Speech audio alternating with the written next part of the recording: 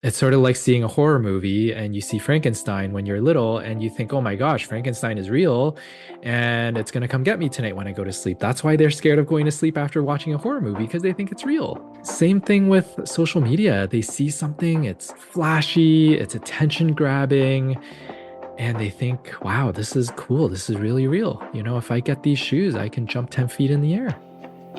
Hello and welcome. We're so glad you're tuning into the Taking Good Care show. I'm Dr. Andrew Wong, based in Toronto, Canada.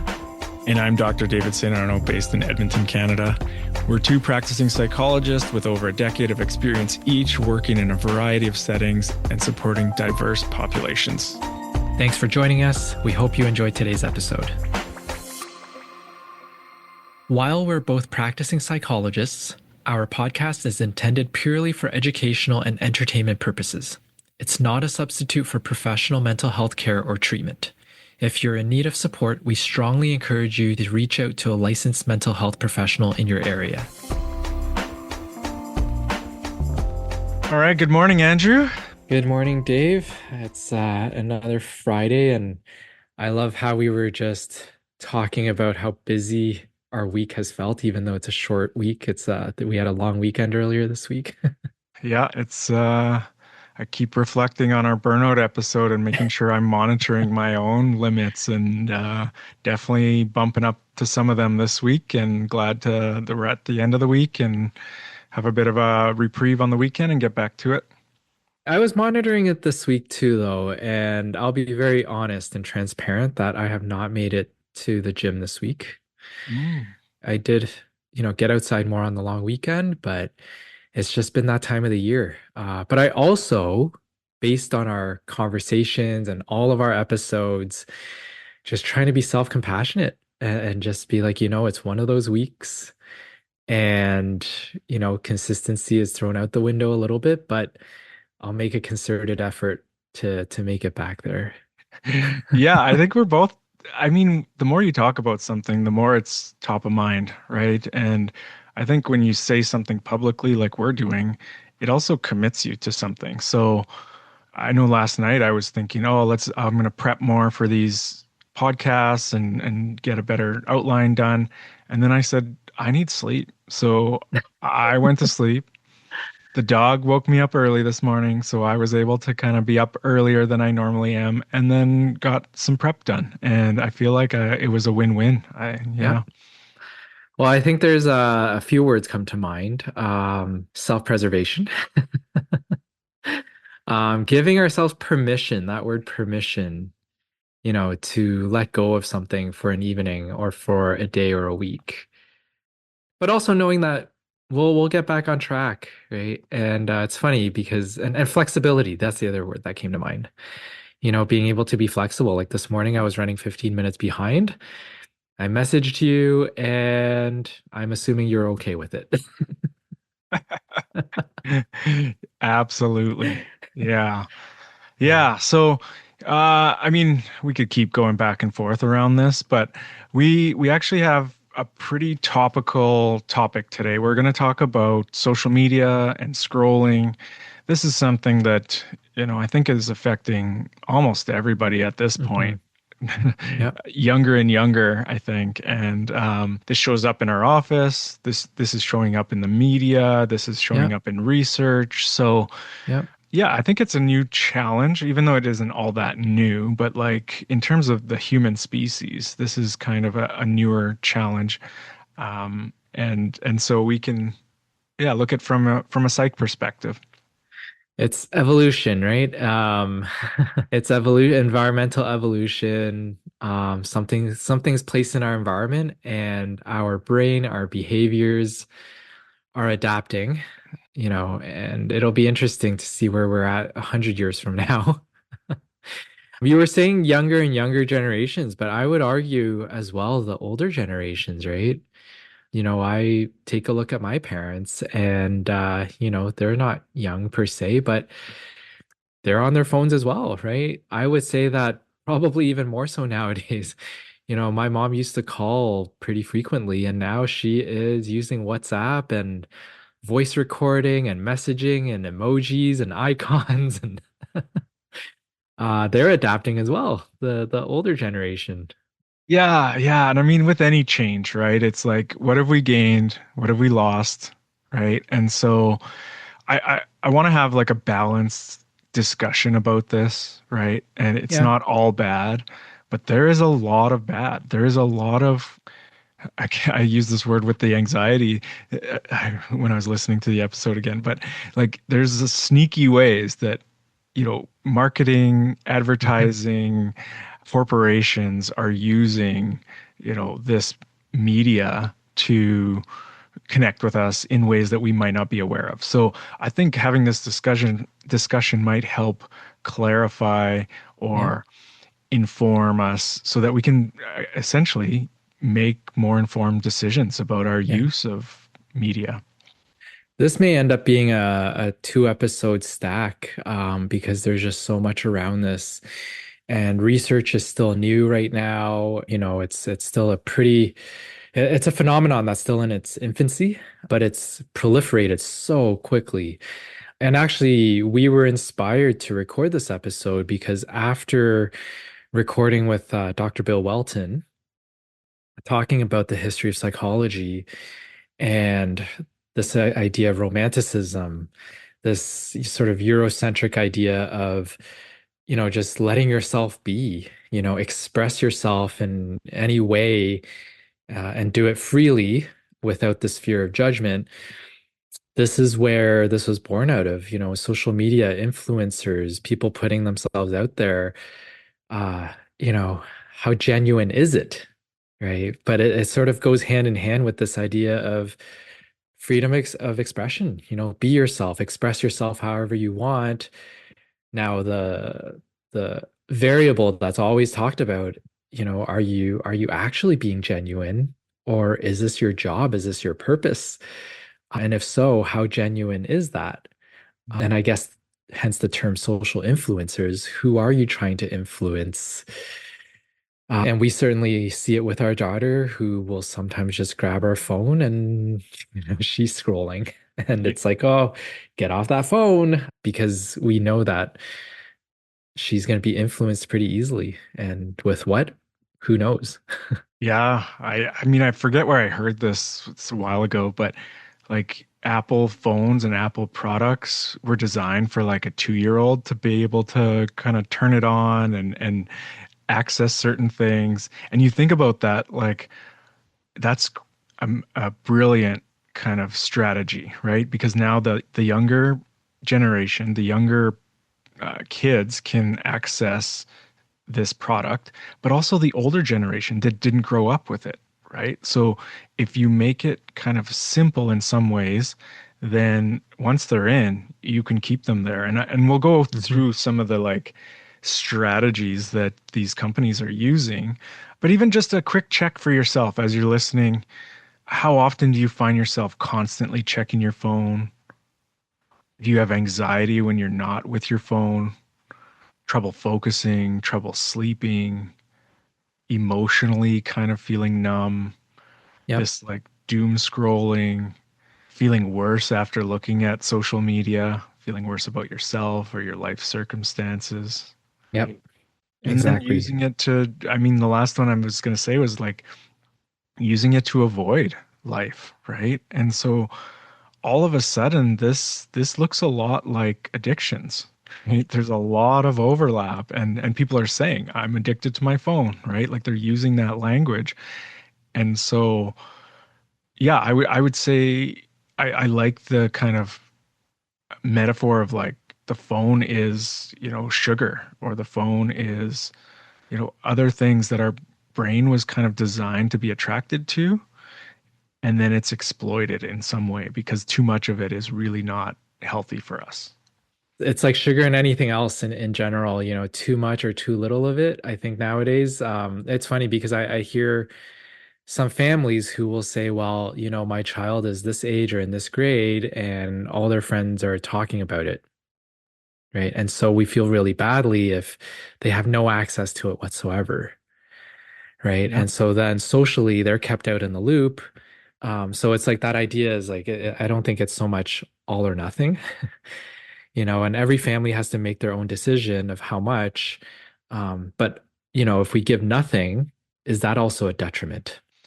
Yeah, that's why I like sugar rather than like alcohol, right? So Yeah. you could argue that like, you could live your whole life without drinking alcohol. It's not something that you need to find some moderation or some, you know, but at this point, if you didn't have a smartphone or you don't have technology, there's a lot of downsides. Like it could be argued that it's unhealthy, right? That it's potentially dangerous or damaging to not have any access to technology. You could do it. You could live off the land and be on your own, but for most people in society right now, it's kind of a necessary part of society. So if it's necessary, I think I was reading an article this morning about social media, and it was a researcher, I think from U of C, and she calls it the Goldilocks kind of zone, right? Too much or too little can be harmful, but Yeah. what is that zone that is like the right amount? I'm gonna put you on the spot a little bit, Dave, here. I know your children are still young, but for you, do you allow them to have any, I guess, are they into anything with respect to social media yet or not yet? No, no social media, but screen time. That's probably the gateway, right? Like Hmm. once you're on a device that has a screen that has access to the internet. So I've even been really cautious around any games that connect to the internet that have the ability to even share like photos or send messages. Yep. And my kids are pretty young still, like 7 and 9. So I know it's coming, but yeah, been able to kind of limit the social media for now. How about you? My son's still young. He's probably just more into, again, screen time, some videos here and there. But it's funny, my daughter just turned 10, and she's definitely more into social media now. And you can see the social influence from friends. If mom is scrolling sometimes, she'll be sort of sitting next to it and she sees how entertaining it can be. Hmm. I think the other thing, I think, to be honest, I think it started because again, it was good intention. She's big into figure skating, and so mom's feed on Instagram is a lot of a lot of figure skating content. And so Hmm. she just started watching with mom with respect to certain techniques or watching people do things that she found really interesting on the ice.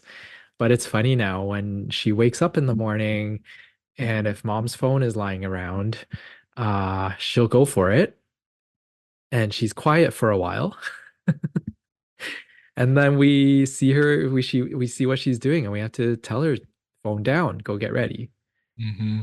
Right. Luckily for now, she abides by what we ask her to do. But Yeah. it's the beginning. It certainly is the beginning, and we hear it in her conversations with friends sometimes too. Again, making that connection to addictions or addictive behaviors or any kind of, things that in the short term might feel good, but in the long term have negative effects. I think talking to kids, like asking them what they like about the social media they're on, right? And Yeah, even for ourselves, like, what do I like about the scrolling that I'm doing, right? And make it yeah. kind of conscious. And it probably is feeding some kind of human need, right? But is it the best way to get that need met, right? When you talk about need, I think this is the really interesting piece is the gratification of the content that we see. You hear the term doom scrolling, Hmm. right? And what is it so interesting about certain things? Like I have seen people, and I certainly, if I'm scrolling, I don't scroll as fast as some people. Like I have seen students in the waiting area, teenagers sitting there, and just the swipe, how quickly they swipe. Oh yeah. It's like within a millisecond, they know that this is not of interest to them. Hmm. Well, our brain is seeking stimulation, right? And so that is one of our needs. We generally need to be stimulated to some degree. So scrolling, it can just, it's never ending. It one thing feeds into the next thing, feeds into the next thing. like back in the day when we'd watch TV, it had commercials or the show would end. And that sometimes would be a pause enough to go like, oh, I got to do some other things right now. Right. Yeah.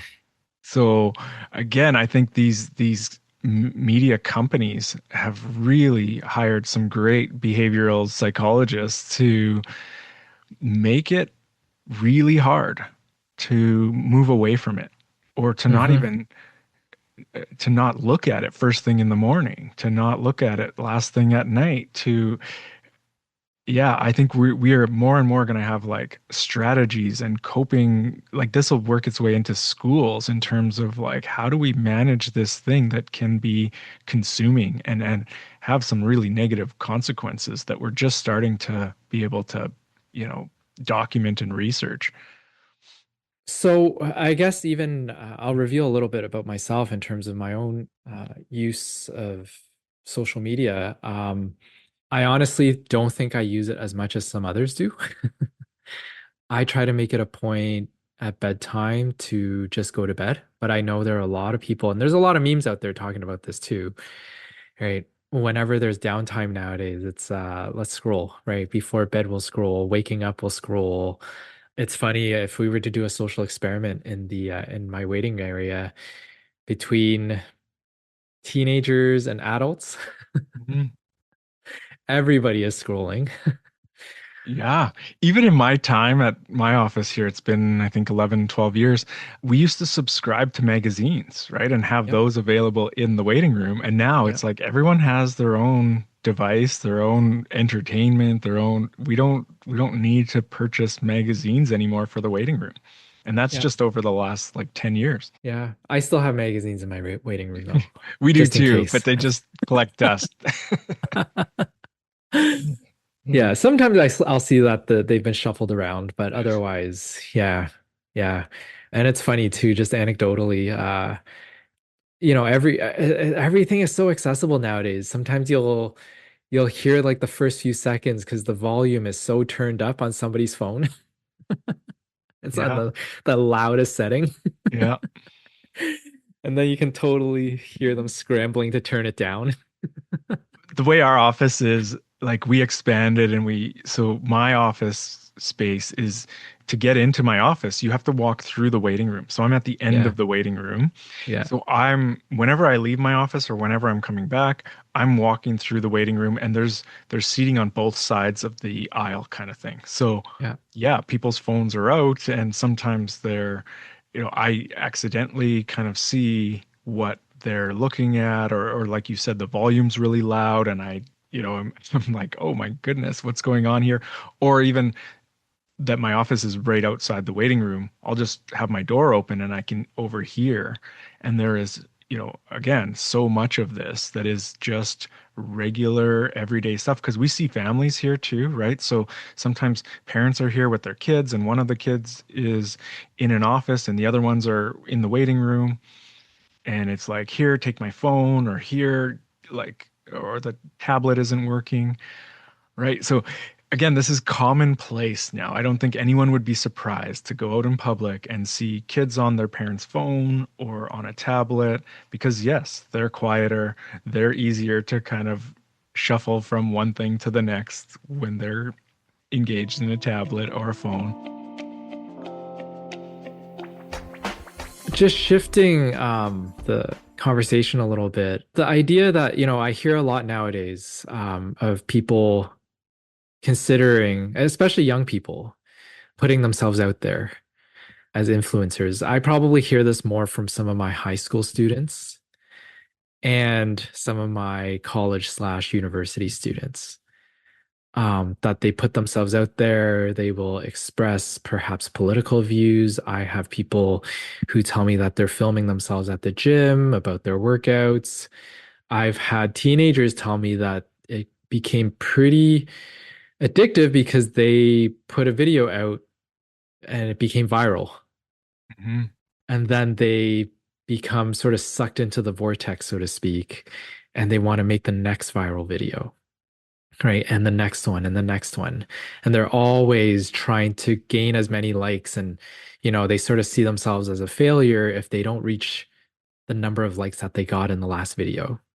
So I think there's a couple of things happening, but when you first started talking about it, it was like I remember a time when I wanted to be a rock and roll performer that that was like a super cool way to make a lot of money and have a great life, right? I think this influencer or even gamer that's like you're just Hmm. recording yourself play video games and make commentary, um, that's like really attractive to young people that are like, how can I make money and have fun and have a good life?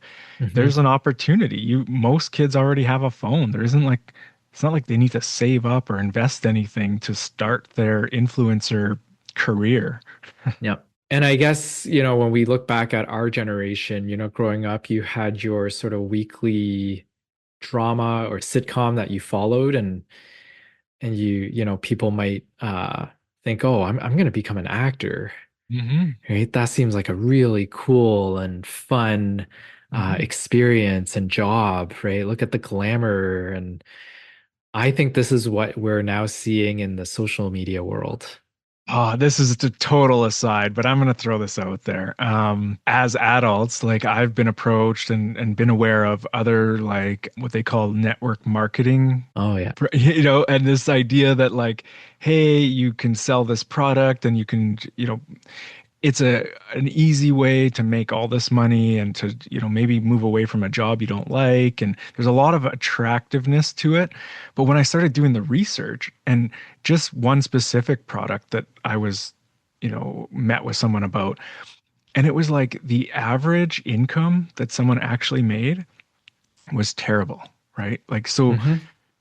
there is the possibility every once in a while someone can do really well at something. But when you look at the overall, like even just, being an influencer, how many people aspire to be an influencer and what they actually make from all the time and effort that they've been putting in is Yep.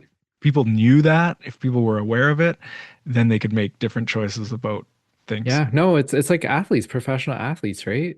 Like Hmm. out of, let's say, all the kids and teenagers who play baseball, how many actually make it Hmm. to the big leagues? How many podcasters actually make money off their podcast? Well, that's the thing too, though, right? Like when we did our research, Yeah. we listened to some of the bigger podcasters, and it amazes me that they've been doing this since like the beginning of when podcasts even started, like early 2010s maybe, and they're still at it. But then again, you read up a little bit more about when their podcast actually became popular. And a lot of the times they've been doing this for like 8 to 10 years already before things exploded. Well, and again, we're kind of digressing a little bit, but making the parallels here. So, like social media and scrolling, like what is the benefit of doing that aside from kind of entertaining yourself or filling that downtime, right? Like, so with the podcast, we actually have tons of benefit, secondary benefit, right? That is far beyond like monetizing it, right? We talk about this all the time off air. So sometimes our social media can actually do that too. We could be learning great things. There's a lot of awesome information out there. You can be exposed to new ideas and new information. And even, for myself, coaching soccer, half my news or my reels are, different soccer Yeah. drills. And I'm like, Yeah, this is great. I don't even have to go looking for this. This is finding me and it's like tailoring it to my age group. And I'm like, I benefit from that. This is that's this right. is awesome. Yeah. And I think going back to our episode last week with Dr. Sean Barford, this sort of stuck with me at the end of our episode. We were just talking about, we sure there's, financial considerations in, the jobs that we pick up and, private practice. But at the end of the day, first and foremost, the most important thing is to do a good job at what you're pursuing, and then things will fall in line. So even for this podcast, for example, with the positive words and reviews that we get, are we expecting this to, all of a sudden become viral after a year? No, again, just going back to being realistic is that a lot of people do this for many years, and this is sort of a side thing. And then maybe at some point it becomes more popular.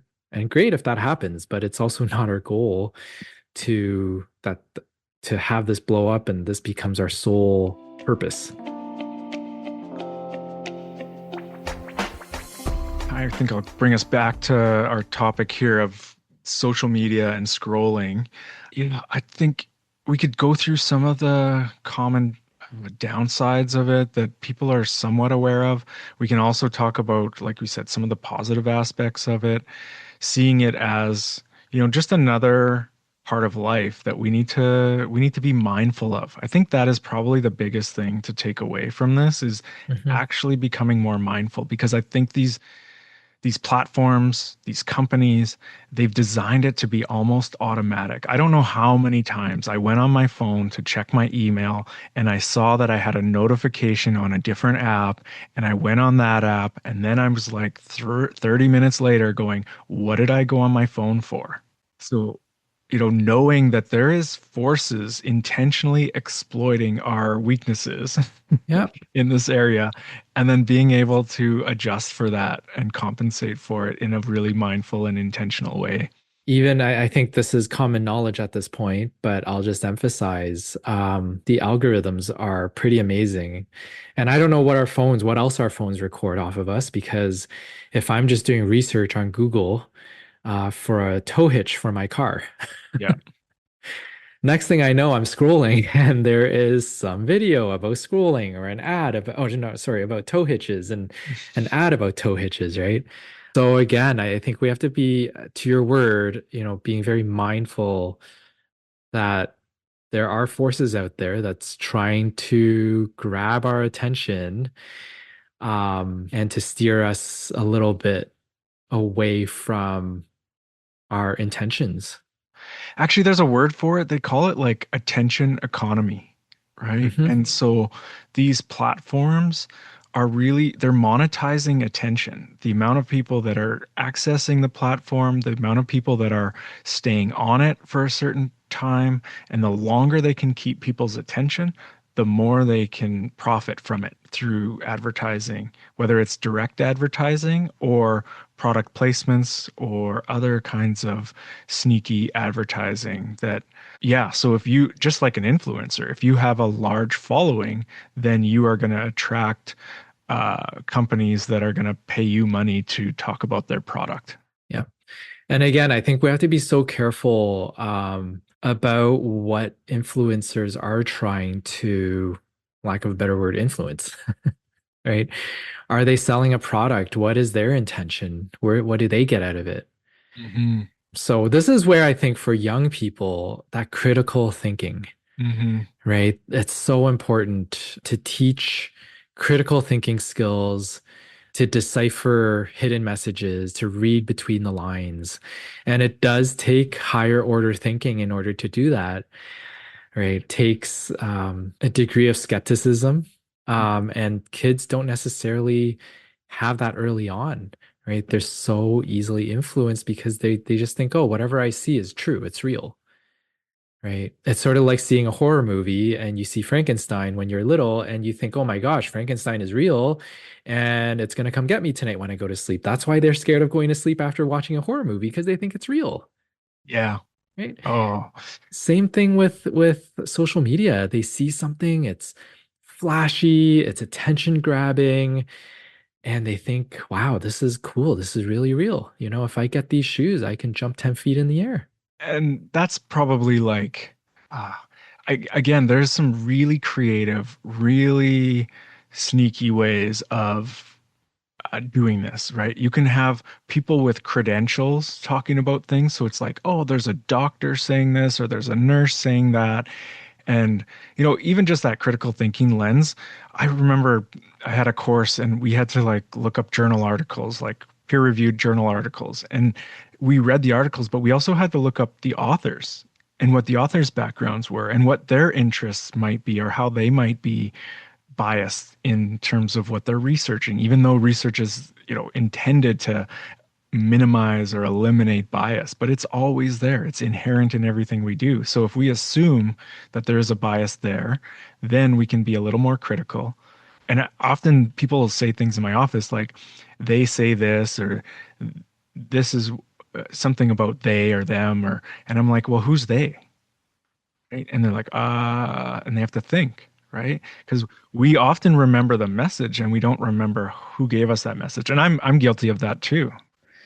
And there's some people who are very good at communication, at presentation. They're very persuasive. And so, like you said, if they act as an authority figure, Hmm. right? And you hear this on the news sometimes too. It's like, so and so who was an authority in this area, like now it's debunked. Yeah, yeah. And what kills me Unfortunately, is yeah. that, we had episodes about ASD, right? We talk about things that are debunked and things like that. And yet, even though ASD and MMR vaccines, that has been widely, widely discredited, right? It's still something that people will believe, right? So, you have somebody out there who will talk about vaccinations and autism spectrum disorder. And if they look credible, they sound credible, they're going to take that and run with it. Well, and another strategy is just to discredit all sources of information. And then people say, Exactly. well, I can't trust, any of this. So how I gotta be my own, like I gotta do my own research. You hear that a lot, and it's like, yeah, you should do your own research, but you absolutely need to look up the sources. And then, at the end of the day, we can't do our own experiments for everything, right? We do have to trust some sources. So which are the sources that we are going to trust with credible information to then make informed decisions?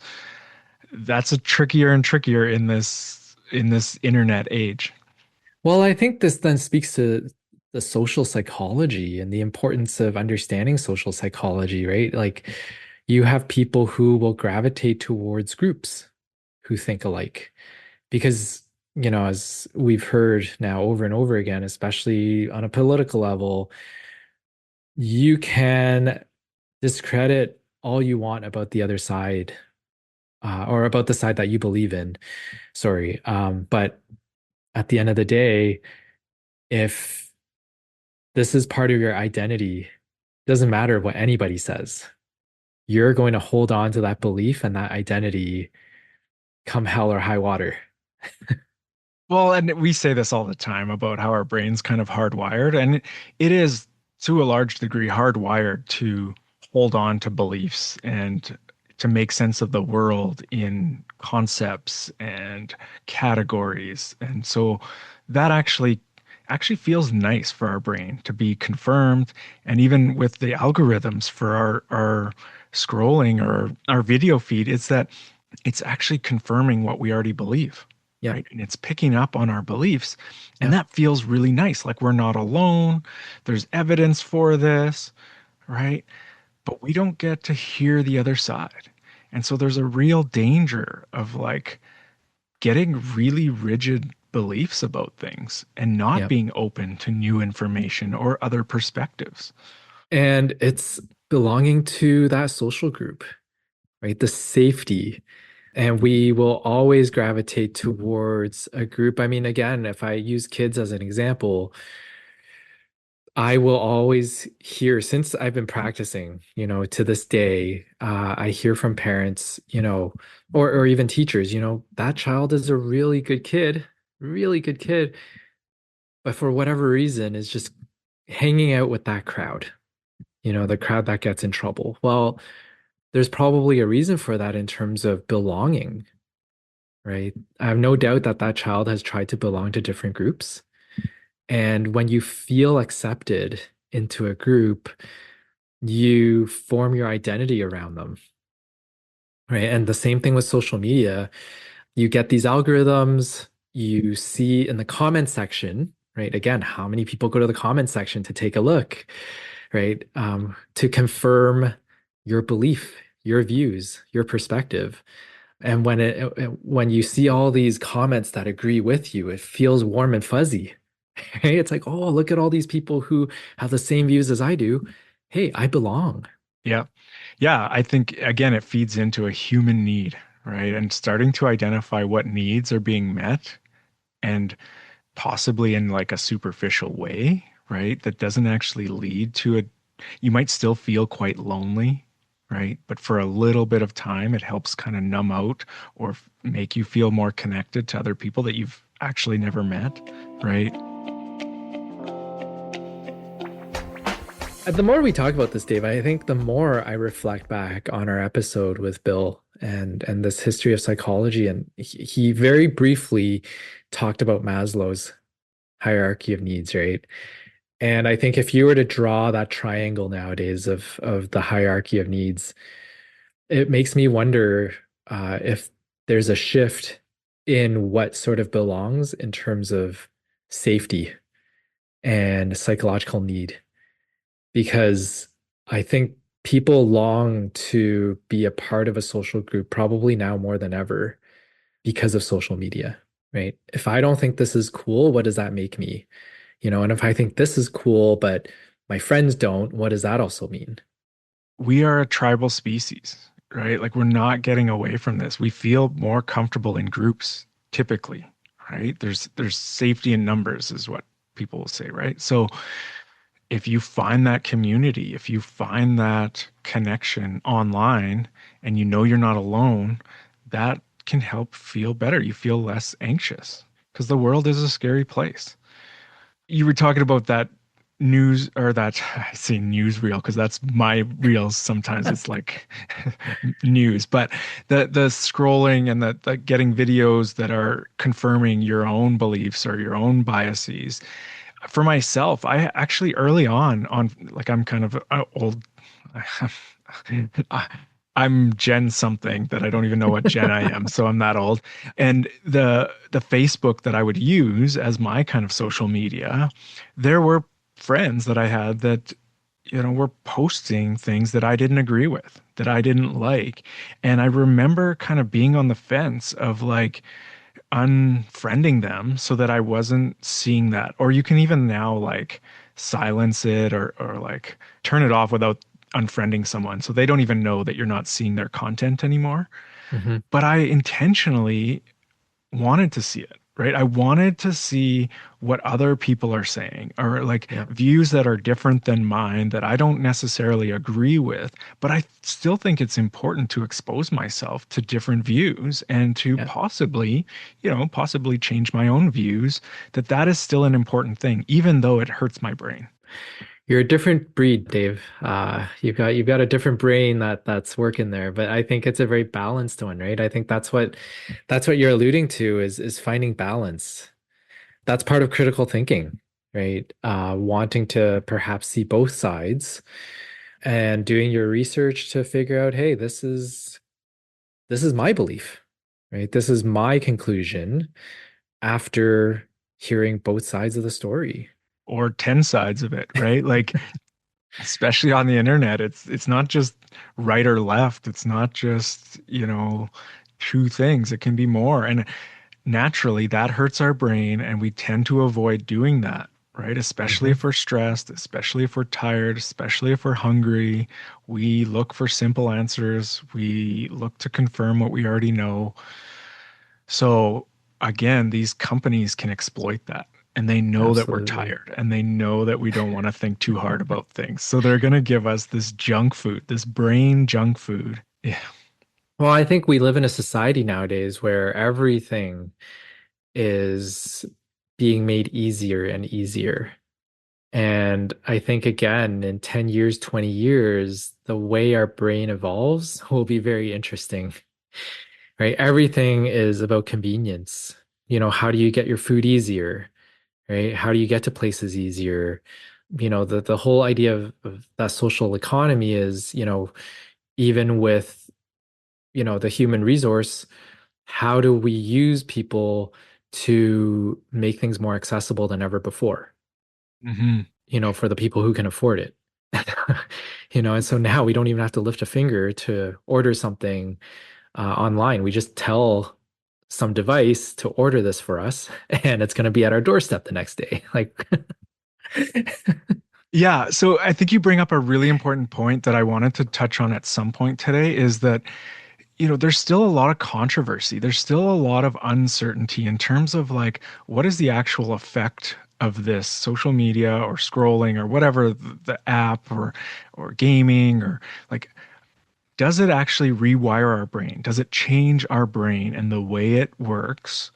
Or is it kind of like in and out of our system and the hardware in our brain kind of stays the same? So, and probably some degree of both, right? But Mhm. there's a lot of focus on like this rewiring of the brain and exposing kids to certain things at a certain age, right? And if we look at this like nutrition and like sugar again, if all we feed our, 2-year-old is sugar, will it affect their growth? Possibly, right? Yeah. And we kind of know that, right? So this is no different, but we don't, this is like, way back when they were talking about does smoking cause cancer? And Hmm.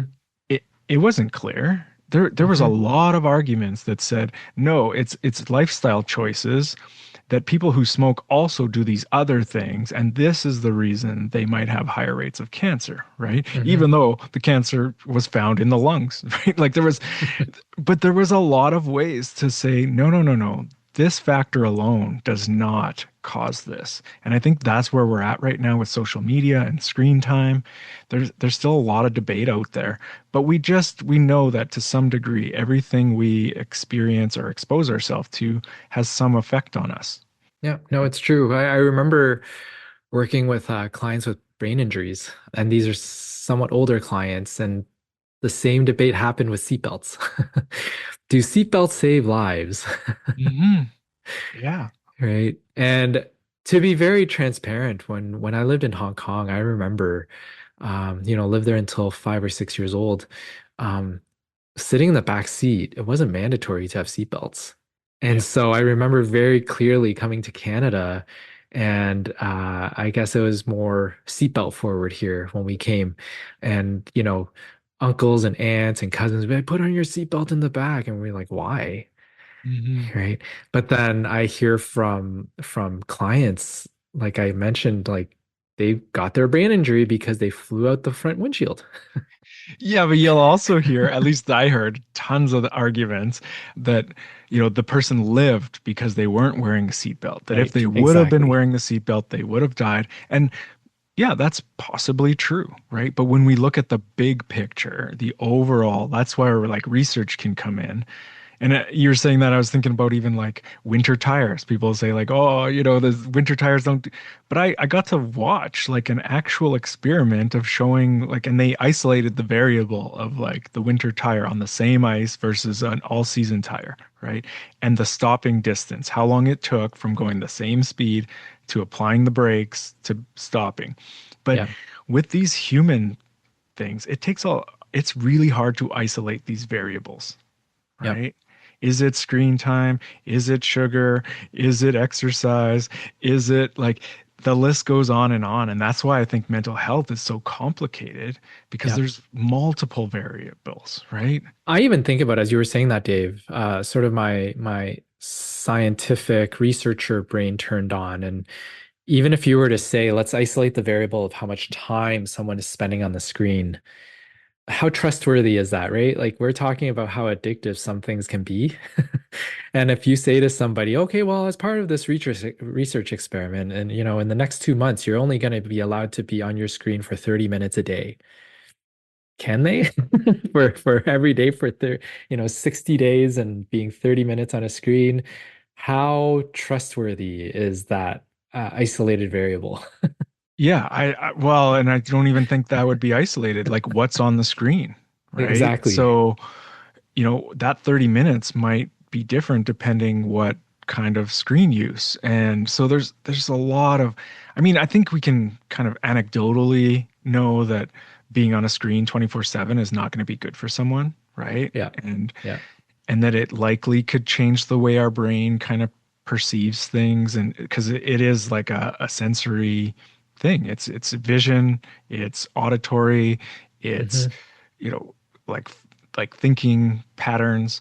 But are Yeah. those things reversible, right? So if you had a child on a screen for from age 2 to 5, and then they don't have a screen, does their brain kind of recover from that and look Yeah. typical to someone else who had moderate use? We don't have those answers yet. And like we said, like this whole phenomenon is still in its infancy, right? Sort of like the internet came out, sort of mass use was probably back in the late 90s, Yeah. right? And it has changed the way we do things. It's changed the way we work. It's changed the way workplaces expect us to respond to emails. But it took a lot of time for us to actually get some robust research on the impact of the internet. So here we are now with social media. Sure, it uses the internet, but it's a different form of it. It's so different Well, I mean, we're using the internet to create this right podcast, now. right? Yeah. Yeah. But Yeah. even recently in Canada with alcohol and safe, safe limits, it's changed from like, it's continually gone down. And other people would argue that, there's benefits to it, that there was antioxidant benefits for drinking wine, and there was like, but a lot of that has been kind of debunked, right? So I think we're going to learn more and more about the impacts of social media when it's, to what degree does it become unhealthy or Yeah. harmful, Yeah. right? But it's something that also has benefits. So what are actually for you, what are some of the benefits for your kids or you or the people that you're working with? What do they Yeah. say the benefits are?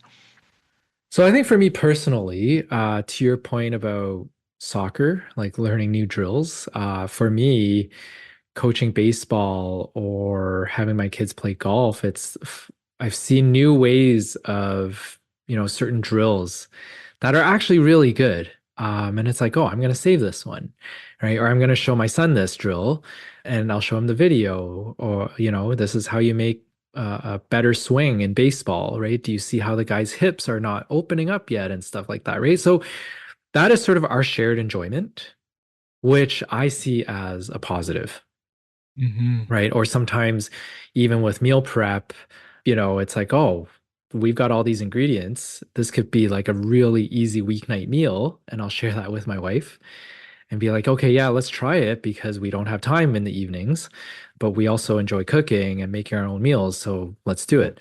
So again, if we're talking about making things easier, if we're talking about learning new ways of doing things that for convenience sake is positive, I would say that that's been the helpful part of social media for us. Hmm. And how about you guys? Yeah, I mean, I think so. I was thinking about this leading up to today, and I think these companies have been brilliant at like something that has a positive association, like a phone. Like you say, phone, go on your phone. It's more than a phone now, right? But phones were used to talk to other people and or to like get help when you needed help. You would call 911.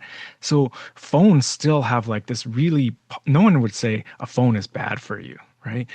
But a smartphone, an electronic device. Like I think we might even eventually have phones that are just used for talking to people again, and then have these devices that have access to all these other aspects. And so, I just think again, there's really like positive, like I think getting my kids dressed in the morning, we'll look at the weather, right? We can instantly see what the weather is going to be for the day, and we can we can move through the different hours of the day and be like, oh, you know what, it's going to be hot right now, but it's going to get cooler or it's going to rain. How do we dress for the weather, right? Like, oh, that's pretty neat. Or I wear my watch to for sleep and monitoring my sleep, and my son will like say, "Can I see how you slept last night?" And then it'll look at it, and we're taking in information that we can then make decisions, I think, with, Yeah, right? yeah, So I think that's really cool. We can connect with people, we can plan things, we can look at, information that we need to plan our day out. and it's all readily accessible. Yeah. It's at the touch of our finger. So, You know what's interesting though? You mentioned the watch, and I have a watch here as well that tracks sleep, but I actually intentionally take it off at night mhm. because I don't want to wake up having a watch tell me and stress me out about my poor sleep quality. Yeah. You know what? I hear the same thing from a lot of people because I talk about this in my office too, right? Like, what information helps you kind of make choices and it even like reduces your anxiety, and what information or what uh, actually increases your anxiety or makes is not helpful. And if we look at social media, it could be exactly the same thing, right? Yep. Like, Yep. like there's a thing called outrage fatigue or emotional like where we just get kind of like tuned out to too Hmm. many like negative news stories and horrible things that are going around in the world where we actually kind of become numb to it, right? Yep. So that's an Yep. example of like, oh, a little bit of news, even when COVID was going on, right? I had to really limit how much news or how much media I was exposing myself to because Yep. I found it was overwhelming and it wasn't helpful. But about half an hour a day kept me informed of any changes that were happening. And that was the right amount for me, right? Yep.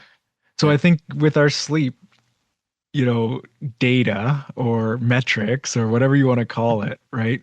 Like for me, it's like, oh, that's reassuring because it actually validates kind of how I'm feeling or allows me to adjust my day a little bit, knowing that I had a good sleep or I had a bad sleep.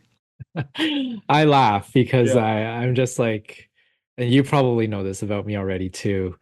And, from a psychological level, I probably have to change this about myself at some point, but it's like, regardless of how I sleep, I only have one gear once I'm going. It's like, I gotta go. So there's no real adjustment for me. And it's like, so even if I know I've had a bad night of sleep, right? It's like, well, am I gonna let that dictate my day? Maybe that's the stubborn side of me, or the crazier side of me. It's like I gotta go. I gotta speed up no matter what. So anyway, Well, psychoanalyze that. yeah, I know. Since you opened that door, I'll poke a little further. I think you don't need to know if you know you didn't sleep, right? Like, or if you only Right. got 2 hours of sleep. There's no benefit to looking at your phone and being like, oh, I had a poor sleep. It's like, I already know that. Thank you. I Yeah. don't need that information, right? So I think you're someone who has one gear, and you also, from the time that I've known you, have not slept as much as regular human beings have. So, On that note, I'm just looking at the time. We can probably, I think it's safe to say, we can probably do a second episode of this.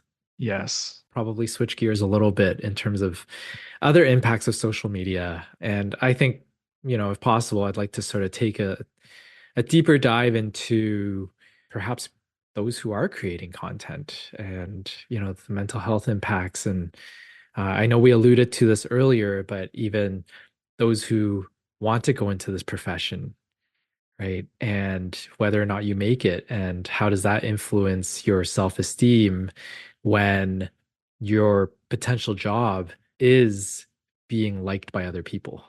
Yeah, for sure. So let's do that. Let's take a break. Let's do a part two, unless people are getting bored, but we don't have live comments on our recordings here. So we're gonna go with our gut on this one. And there's a lot more to talk about. So if you like this, if you're interested in it, if you found this helpful, spread the word, hit like, subscribe, leave us comments. Again, this helps us get the word out. It also helps us grow this eventually.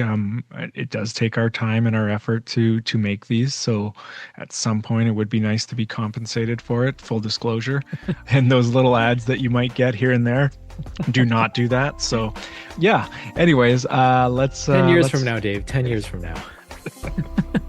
yeah, maybe my kids will get some royalties off of this. Maybe. Take care, and we'll see you soon. Take good care, everyone.